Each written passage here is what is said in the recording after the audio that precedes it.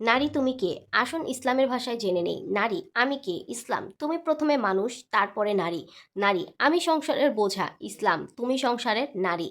নারী আমি স্বার্থপর, আমি যত নষ্টের সূচনা। ইসলাম তুমি অলংকার, তুমিই পুরুষের প্রেরণা। নারী আমি আধার, আমি তামাশা। ইসলাম তুমি যেতি, তুমিই ভরসা।